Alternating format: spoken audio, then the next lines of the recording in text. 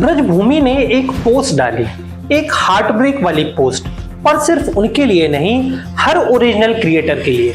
उनके डिजाइन्स चुराए गए, सिर्फ पैटर्न नहीं, मॉडल के चेहरे से लेकर फोटोग्राफी स्टाइल तक सब कुछ फोटोशॉप करके एक नए ब्रांड के नाम से मिंत्रा पर अपलोड कर दिया गया।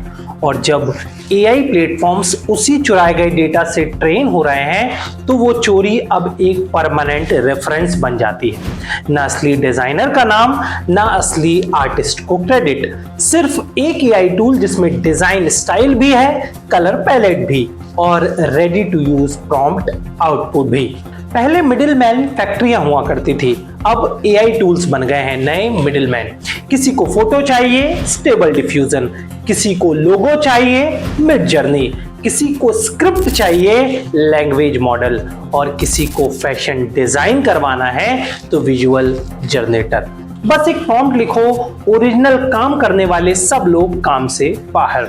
पहले photographer portfolio, fashion shoots, editorial से कमाते थे, अब एआई जनरेटेड इमेज जो असली फोटोग्राफर के काम से ट्रेन हुई हैं, फ्री में मिलती हैं। लाइट, एंगल, कलर ग्रेडिंग, यहां तक कि इमोशन सब एआई कॉपी कर सकता है, पर असली क्रिएटर भुला दिया गया है। जो फोटोग्राफर ने 10 साल में सीखा, एआई वही 1 सेकंड में रेप्लिकेट कर रहा है, उसी के काम का इस्तेमाल करके। ग्राफिक डिजाइनर मूड बोर्ड बनाता है, रेफरेंस इकट्ठे करता है, टाइपोग्राफी सेट करता है, ये सब असली मेहनत है। पर अब mid journey, Canva AI, Firefly इतने ट्रेंड हो चुके हैं कि ब्रांड्स अब सीधे एआई से विजुअल ले रहे हैं। ना एनडीए, ना फ्रीलांसर पेमेंट, ना टाइमलाइन, बस प्रॉम्प्ट लिखो, रेट्रो कलर्स में vintage Indian poster design, feminist theme के साथ, और आपका रिजल्ट तैयार है। रिजल्ट 10 सेकंड में 4 ऑप्शन, और किसी डिजाइनर की 6 साल की डिजाइन सेंस एआई पहले ही बचा चुका है। Web copy, ad campaign, blogs, product description सब एआई लिखने लगा है। किसी कॉपीराइटर का टोन, ह्यूमर, स्टाइल एआई ने पहले ही इंटरनेट से स्कैम कर लिया है। अब हर क्लाइंट कह रहा है कि 5000 क्यों दूं जब चैट जीपीटी सेकंड्स में कर सकता है। पर क्या एआई किसी ब्रांड की आत्मा को समझता है? नहीं।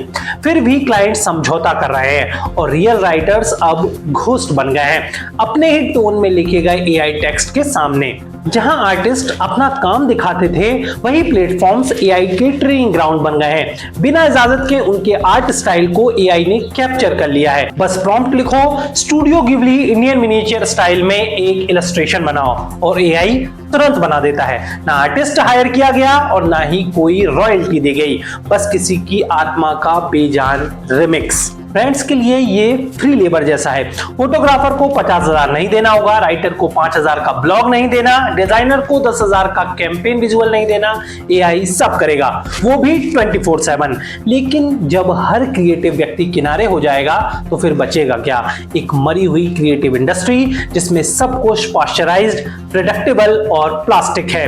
एआई हर इंडस्ट्री में घुस चुका है और सिर्फ एक चीज बचा सकती है क्रिएटिव्स को, वो है ओनरशिप। जो काम ट्रेसेबल है, जिसका स्टाइल कॉपीराइटेड है, वहां कम्युनिटी आवाज उठाती है, वही बचेगा।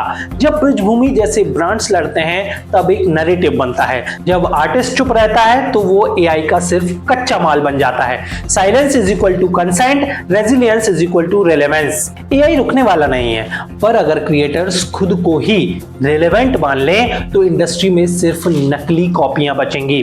ओरिजिनल लोगों का काम अगर उनके नाम के बिना वायरल होता रहा तो कल कोई भी क्रिएटिव फील्ड सुरक्षित नहीं रहेगी। ये सिर्फ डिजाइन का संकट नहीं है, ये हमारी डिजिटल पहचान का संकट है। उम्मीद करता हूं आप सभी को आज का एपिसोड पसंद आया होगा।